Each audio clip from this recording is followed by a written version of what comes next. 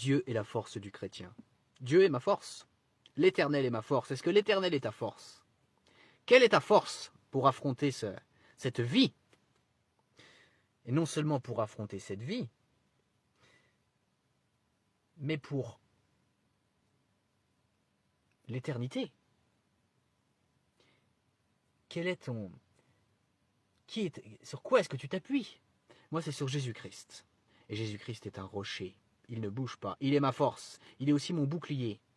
Jésus-Christ est vraiment tout pour le chrétien. Il est son but, le glorifier est le but de sa vie. Et toi, tu vis pour quoi? Tu vis pour quoi? Ta vie est-elle basée sur le sable? Tes fondations, c'est du sable?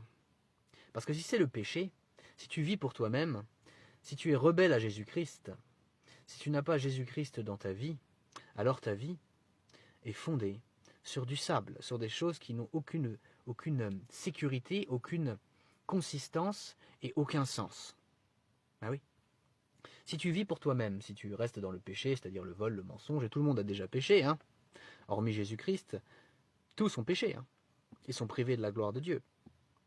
Mais la bonne nouvelle, c'est que ceux qui s'appuient sur Jésus-Christ, qui croient en lui, et qui se sont repentis de leurs péchés, ont l'Éternel pour force, pour appui. Et Dieu répond à leurs prières. Dieu est avec eux. Dieu les soutient, Dieu est leur bouclier. Et ils avancent en sécurité pour la gloire de Dieu.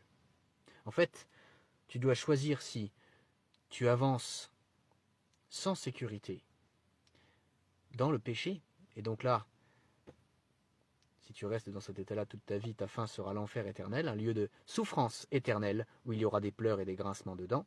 Parce que Dieu est juste et donc il punira le mal en enfer pour l'éternité, même après un seul péché. Ça, c'est la première attitude. Hein. Ou alors, tu as Jésus-Christ dans ta vie, ou tu décides maintenant de l'avoir dans ta vie. Tu décides de croire en lui et de te repentir de tes péchés. Et alors tu vis en sécurité spirituelle. Je ne suis pas en train de prêcher un évangile de prospérité. Hein. Tu vis en sécurité spirituelle. Tu as le bouclier de la foi. Et donc tu peux résister au diable par la grâce de Dieu et pour sa gloire. Et tu vis pour sa gloire. Alors l'Éternel est ta force. Et donc tu ne faiblis pas spirituellement.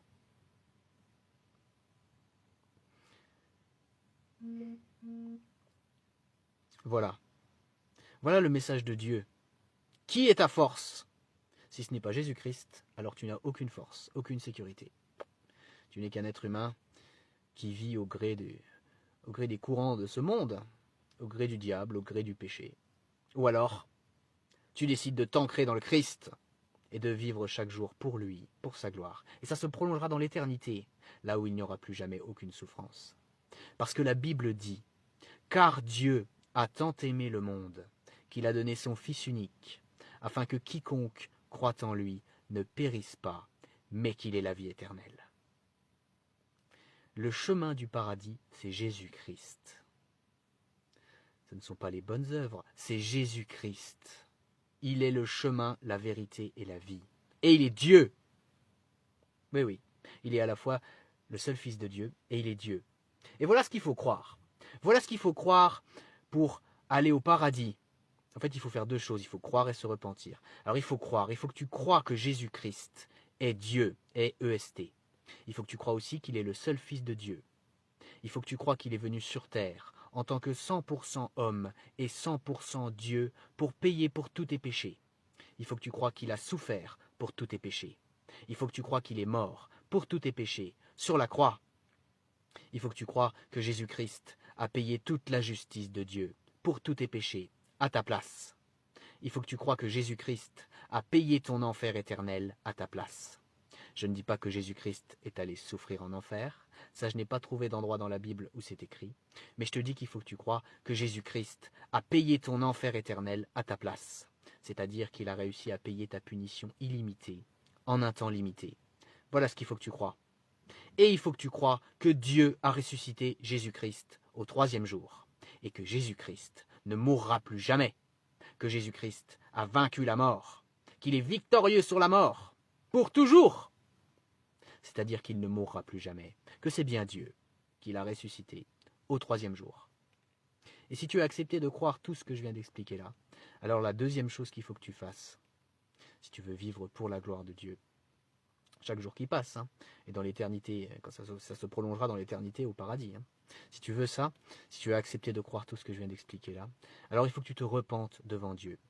C'est-à-dire qu'il faut que tu pries Dieu, il faut que tu parles à Dieu, il faut que tu lui dises combien tu regrettes de lui avoir fait du mal par tes péchés.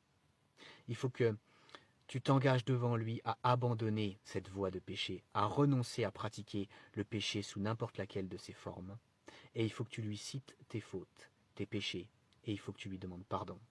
Alors arrête cette vidéo, parle à Dieu et pratique cette repentance. Vas-y, arrête cette vidéo maintenant et fais-le. L'Éternel est ma force, et donc j'avance pour sa gloire. Et je pratique, par sa grâce, des œuvres qu'il a préparées d'avance pour que je les pratique. Gloire à Dieu. Abonne-toi, partage cette vidéo, répands l'Évangile.